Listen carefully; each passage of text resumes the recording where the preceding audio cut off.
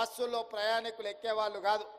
ఈరోజు 100 నుంచి 110% బస్సుల్లో రవాణా ఉపయోగించుకుంటుండ్రంటే ఎంతో ఓపికతో మా డ్రైవర్లు మా కండక్టర్లు ప్రజలతో మమేకమై ప్రజలకు ఇబ్బంది జరగకుండా పని భారాన్ని మోసుకుంటూ ఈరోజు మహాలక్ష్మి పథకాన్ని విజయవంతం చేసిండ్రు.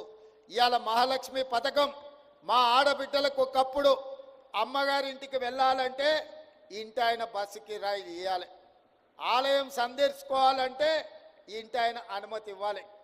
ఇవాళ ఇంటి ఆయన రూపాయి ఇవ్వకపోయినా ఆయన అక్కడ పని మీద పోతే మా ఆడబిడ్డలు ఆర్టీసీ బస్ ఎక్కి అమ్మగారింటికి పోయి అమ్మని చూసి ఆ పక్కనే ఆలయంలో పోయి దర్శనం చేసుకొని మళ్ళీ ఇంటి ఆయన వచ్చే లోపల ఇంటికి వచ్చేటట్టు ఈరోజు ఈ మహాలక్ష్మి పథకం ఉపయోగపడుతుంది. మా అక్కలు నవ్వుతున్నారు, నిజమే చెప్తున్నాడు మా తమ్ముడని. నేను చూస్తుంటే కదా, మాట్లాడుతుంటే కదా అందరితోటి. ఒక్కొక్క మహిళకు ఈ వేదిక మీద నుంచి చెప్పదలుచుకున్నా, ఉద్యోగం చేసే ఆడబిడ్డలకు, చదువుకోవడానికి వెళ్ళే ఆడబిడ్డలకు 5,000 నుంచి 7,000 రూపాయలు రోజుకు యావరేజ్గా 35 నుంచి 40 రూపాయలు ఆడబిడ్డలకు సేవింగ్ వస్తుంది. ప్రతి నెల ఒక్క ఆడబిడ్డ ఆర్టీసీ బస్సులో బస్సు కిరాయిల పైసలు 5 నుంచి 7,000 రూపాయలు మిగులుతున్నాయంటే ఈరోజు ఆడబిడ్డలు సంవత్సరం తిరిగే లోపల 1,00,000 రూపాయలు ఆదా చేసుకుంటారు. ఇవాళ ఇంటి ఆయన చేతిలో ఆ 1,00,000 ఉంటే ఆయన సాయంత్రం అయితే బెల్ట్ షాపులు ఇస్తాడు. కానీ మా ఆడబిడ్డల దగ్గర ఆ 1,00,000 ఉంటే వాళ్ళ బిడ్డల్ని బడికి పంపించి మంచి చదువులు చెప్పించి ఈ రాష్ట్ర ప్రయోజకులుగా బిడ్డల్ని తీర్చిదిద్దుతున్నారు. పండగ వస్తే ఆడబిడ్డకు బట్టలు పెట్టాలన్న ఆలోచన ఈ సేవింగ్స్తో చేస్తున్నారు.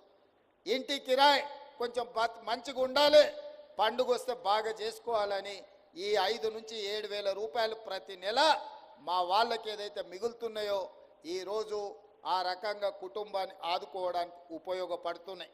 ఇదే కాదు, 200 యూనిట్లు పేదవాళ్ళ ఇంటికి ఉచిత కరెంటు 200 యూనిట్లు ఇవ్వడంతో దాదాపుగా 700-800 రూపాయలు ఈరోజు పేదవాళ్లకు మిగులుతున్నాయి. అదేవిధంగా 500 రూపాయల సిలిండర్, నెలకొక్క సిలిండర్ వేసుకున్నా యావరేజ్గా 500 రూపాయలు అట్లా మిగులుతున్నాయి.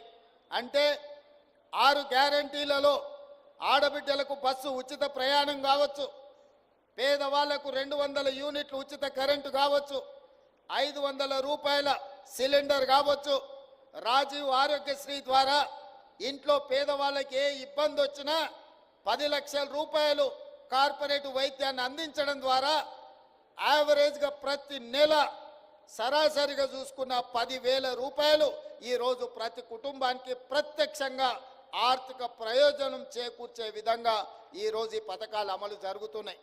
ఇదే కాదు, ఈరోజు బోనస్ ఒట్లు పండించిన వాళ్లకు గతంలో మీకు తెలుసు ఊరేస్తే ఊరేసుకున్నట్టే అని ఆనాటి పెద్దలు చెప్పిండ్రు. ఆ మాట చెప్పిన పెద్ద మనిషి మాత్రం ఆయన ఫామ్ హౌస్లో 150 ఎకరాలలో వరి పండించుకున్నాడు. ఆయన పండించిన ఒట్లలో మరి బంగారం ఉందేమో నాకు తెలియదు, కానీ కావేరీ సీడ్స్ అనే సంస్థ 4,200 రూపాయలు క్వింటాల్కి ఇచ్చి కొన్నదయా.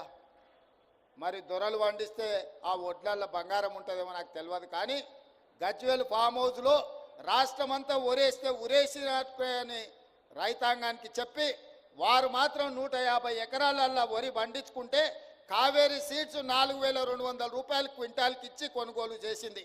ఆనాటి పరిస్థితులు అవి. మరి ఈనాడు రైతాంగం కష్టాలు గుర్తించి రైతులను ఆదుకోవాలని, వ్యవసాయం దండుగ కాదు వ్యవసాయాన్ని పండుగ చేయాలని, ఇది రైతు రాజ్యమని నిరూపించడానికి 25,35,000 మంది రైతు కుటుంబాలకు మొదటి సంవత్సరంలోనే 21,000 కోట్ల రూపాయల రైతు రుణమాఫీ చేసి 2 లక్షల రూపాయల వరకు రైతులకున్న అప్పుల నుంచి రుణ విముక్తుల్ని చేసి ఇవాళ 25 లక్షల మంది రైతులను అప్పుల ఊబీలో నుండి బయటికి తీసుకొచ్చినాం. 21,000 కోట్ల రూపాయలు రైతుల ఖాతాలో వేసినాం. ఇదే కాదు, ఊరేసుకుంటే ఊరేసుకున్నట్టు కాదు, ఊరేసుకోండి గిట్టుబాటు ధర ఇవ్వడమే కాదు, మీకు 500 రూపాయల బోనస్ ఇస్తామని చెప్పి ఇవాళ ఈ రాష్ట్రంలో రైతాంగాన్ని వరి పండించమని ప్రోత్సహించినందుకు ఈరోజు భారతదేశంలోనే రికార్డు. స్వతంత్రం వచ్చినప్పటి నుంచి ఈనాటి వరకు ఉమ్మడి రాష్ట్రంలో కానీ పంజాబ్ రాష్ట్రంలో కానీ ఏ రోజు కూడా 1,53,00,000 మెట్రిక్ టన్నుల వరి ధాన్యం ఉత్పత్తి చేయలేదు. మొట్టమొదటిసారి తెలంగాణ రాష్ట్రంలో